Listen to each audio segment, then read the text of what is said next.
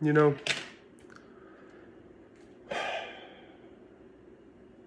let's talk about this thing. Whatever this organism is, and if we're identified with it, if so, and if not. So, if I did say, I am this body, all right, that gives three implications.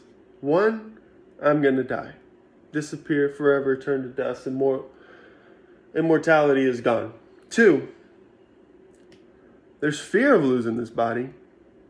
And three, all of my relationships are tied in because of this body. If this body disappears, all my relationships with this world, with the earth, with water, air, fire, every human that is incarnated, every form that is of this world just disappears the moment I lose this body. But if I am not this body, then reincarnation is possible. I drop the body and move on, ascend to a different dimension, a different realm of possibilities, a different evolution. But it's still life. Life is still going beyond the body. So now if we were going to tie that in with somebody like Jesus Christ, we might say he's dead, so why worship him? You appreciate the values, the qualities of being that he was on earth, very compassionate, respectful, peaceful, wise. So we can always adopt those qualities. Those qualities are in every human being.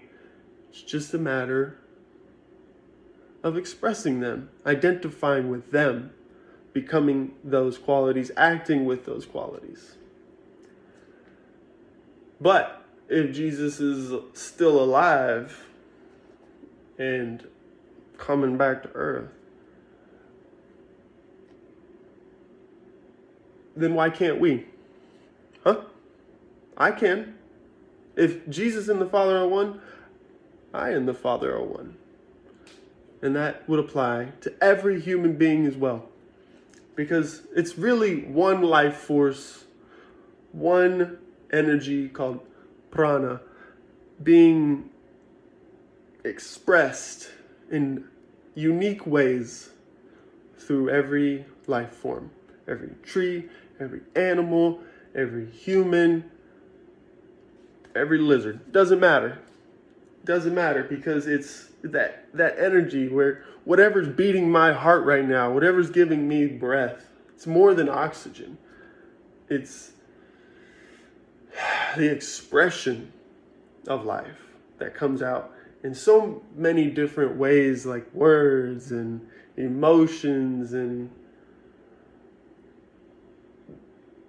whatever your interests are, your creative aspects. We are very creative creatures, which is why there's so much shit in this room. I mean, most of art, like the picture on that wall, is nothing to do with survival. It's transcendent. Art is beyond logic, really. Survival means it's not rational, but we try to bring it down to a rational state and derive some meaning from it. However, even I still realize the emptiness of words because it's just God, God, God, God, God, God, God, God, God, you know? And so the sounds and the intricate syllables and melody and talking with rhythm and talking truth, speaking the truth. I'll tell you this, I don't trust words very much, all right? It's very difficult to tell the truth from a lie.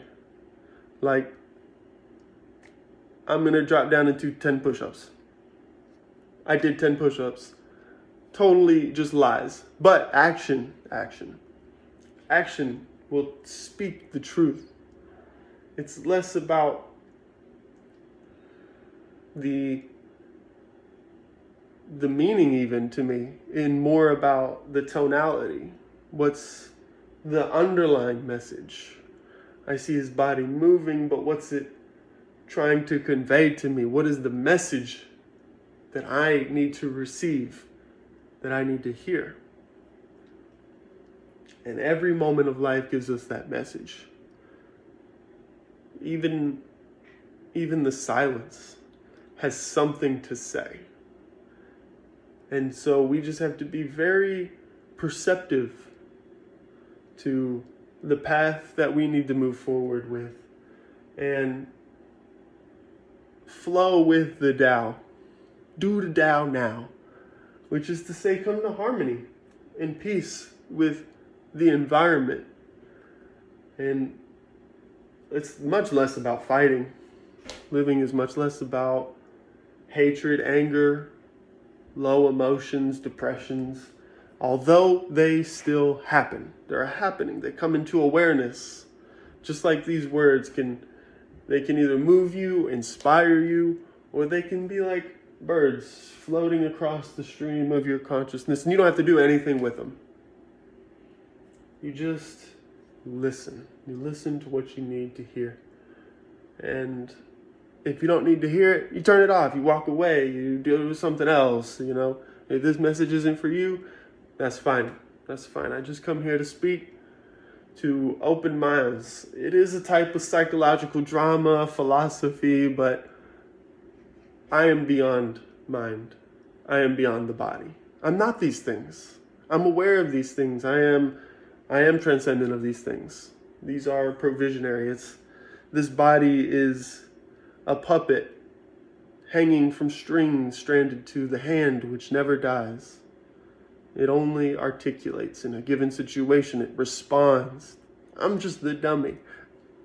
It's God that's moving the hand around, and me just doing what I'm supposed to be doing, the right action in every given moment.